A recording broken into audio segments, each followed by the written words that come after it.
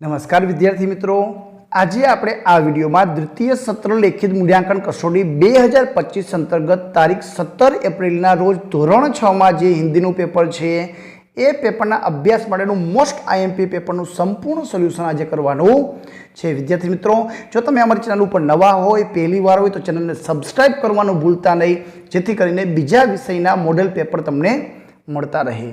प्रश्न नंबर 1 में आपने सूचना अनुसार कीजिए में आपेलू है निम्नलिखित पंक्तियों के भावार्थ अपने शब्दों में लिखिए। अहीं आपने काव्य पंक्ति पूछायेली हशे जेनो भावार्थ आपणे आपणा भाषा में हिंदी में लखवानो छे। तो पहली पंक्ति है अपनी करुणा का जल तू बहा के कर दे पावन हर एक मन का कोना। एनो भावार्थ है कि हे ईश्वर, तू अपनी करुणा का जल बहाकर हम सबके मन का हर कोना पवित्र कर दे। बीजू छे चले समय के साथ थी शुरू करने मानवता की ज्ञान की।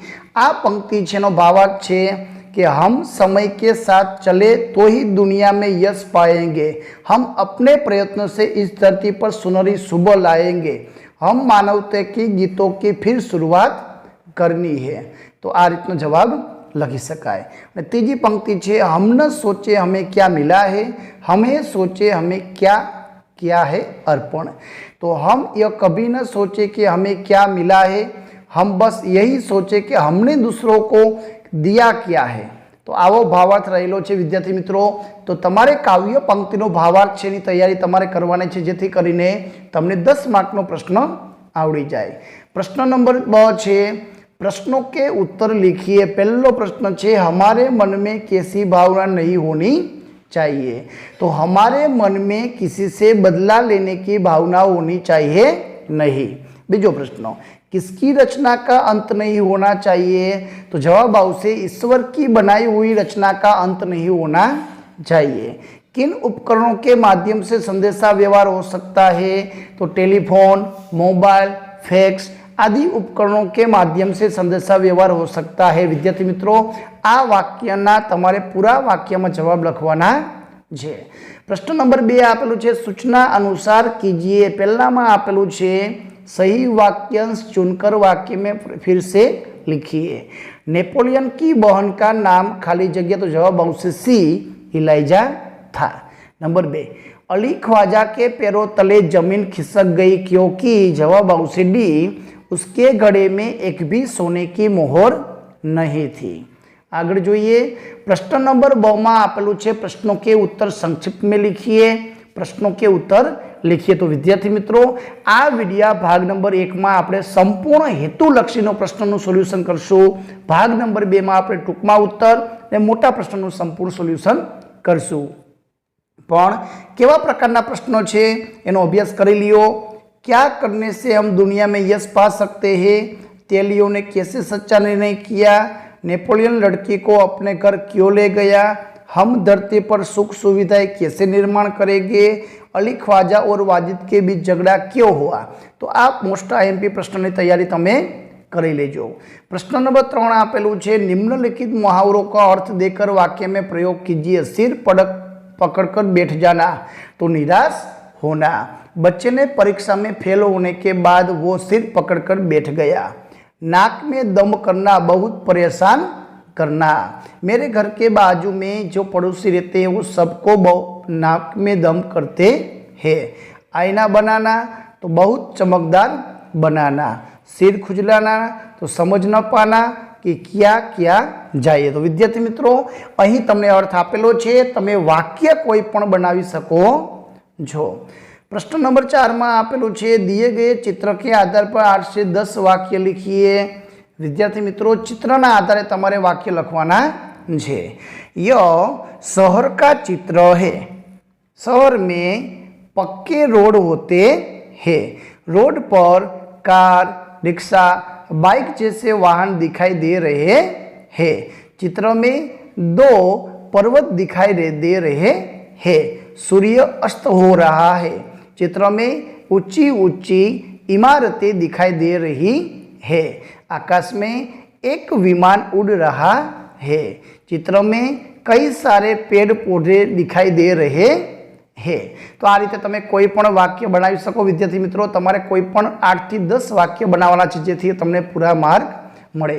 प्रश्न नंबर 6 में चित्र के आधार पर कहानी आपेलू छे, ज्यां कबूतर और कीड़ी की कहानी यहाँ पे दी गई है। तो यह कहानी का हम सॉल्यूशन भाग नंबर 2 में करेंगे। विद्यार्थी मित्रों, प्रश्न नंबर 6 में आपेलू छे, दिए गए परिच्छेद को मातृभाषा में अनुवाद करके लिखिए। एक बार अवंती के देश में 3 व्यापारी आए। एक बार अवंती देश में 3 व्यापारी आव्या। राज दरबार में उन्होंने प्रार्थना की कि उनके प्रश्नों के उत्तर दिए जाए। राज दरबार में तेने प्रार्थना करी कि तेना प्रश्नों जवाब आपवामां आवे। कोई भी दरबारी व्यापारीओ के प्रश्नों के उत्तर नहीं दे सका। कोई पण दरबारी व्यापारी ना प्रश्नों जवाब आपी सक्या नहीं। यहाँ तक कि राजा भी उलझन में पड़ गया। उपरांत राजा भी मूंझवण में मुकाई जाए छे। तब किसी ने कहा कि अवंती को बुलवाया जाए। त्यारे कोઈએ कह्युं कि अवंती ने बोलावो जोईए, वही इनके प्रश्नों के उत्तर दे सकता है, तेज तेना प्रश्नों जवाब आपी सकशे। राजा ने अवंती को बुलाने की आज्ञा दी। राजाए अवंती ने बोलाववानी आज्ञा करी। तो आ रीतना मातृभाषा એટલે કે આપણે ગુજરાતી ભાષામાં લખવાનો છે। प्रश्न नंबर 7 में आपेलू छे, निम्नलिखित शब्दों का लिंग परिवर्तन करके उसका वाक्य में प्रयोग कीजिए। विद्यार्थी मित्रों, तमे कोई पण वाक्य बनावी सको छो। आदमी तो औरत, लड़का तो लड़की, शेर शेरनी, अध्यापक अध्यापिका, मोर मोरनी, लेखक लेखिका। तो आ रीते लिंग परिवर्तन करीने कोई पण एक वाक्य तमारे एना शब्द उपरथी बनाववानो छे। प्रश्न नंबर 8 में छे, सूचना अनुसार कीजिए प्रश्नों के उत्तर संक्षिप्त में। पत्र किसने लिखा है? पत्र पूजन ने मित्र मनोज को लिखा है। पत्र किस विषय के बारे में लिखा है? तो पत्र पुस्तकों के महत्व के बारे में लिखा है। पाठशाला में कौन सा अभियान चल रहा है? पाठशाला में वांचे गुजरात अभियान चल रहा है। जन्मदिन के अवसर पर हमें कौन सी भेंट देनी चाहिए? तो जन्मदिन के अवसर पर हमें पुस्तकें भेंट में देनी चाहिए। पत्र किसको लिखा गया है? तो पत्र मनोज को लिखा गया है। एना पछीना प्रश्नों आपेला छे, मुंद्रा किस जिले में है? तो मुंद्रा कच्छ जिले में है। पत्र कब लिखा गया है? तो पत्र 4 अगस्त 2011 को लिखा गया है। राज्य सरकार ने कौन सा सूत्र घोषित किया है? तो राज्य सरकार ने जो पुस्तक के मित्र वो मेरे भी मित्र, यह सूत्र घोषित किया गया है।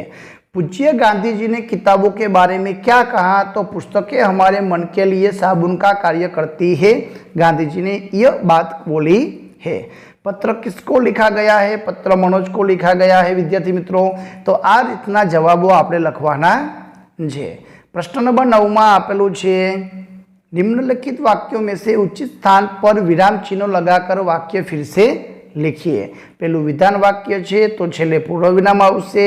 बीजा में आपणे जे शब्दों आपेला छे, धैर्य, दूरदर्शिता, अटूट साहस, तो विद्यार्थी मित्रों एनी वच्चे अल्पविराम करवानुं छे अने छेल्ले पूर्ण विराम करवानो छे।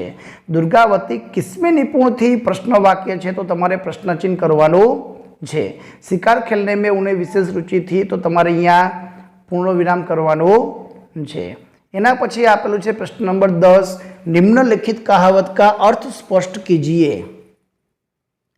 जो गरजते हैं वो बरसते नहीं, एनो अर्थ थाय छे जो डिंग मारते हुए काम कभी नहीं कर सकते, जो बड़ी बड़ी बातें करते हैं वो काम कभी नहीं कर सकते।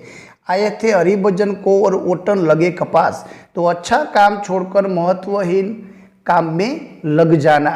नाम बड़े और दर्शन छोटे और ऊंची दुकान फीका पकवान। विद्यार्थी मित्रों, नंबर 3 और 4 कहावतनो जो तमने अर्थ आवड़तो होय तो मने कॉमेंट में जरूर थी जणावजो। नंबर 5 में छे, अक्ल बड़ी या भैंस, तो शरीर बड़ा होने की अपेक्षा अक्ल बड़ी होती है। तो आ रीते तमारे अर्थ स्पष्ट लखवानो छे। एना पछी आपेलू छे प्रश्न नंबर 11 में, निम्नलिखित विषय पर निबंध लिखिए। हसन का सच्चा न्याय, विज्ञान वरदान या अभिशाप, देवेंद्र की मानवता। और एना पछी प्रश्न 12 में, दी गई परिस्थिति में आधार पर किसी एक परिस्थिति पर लिखिए।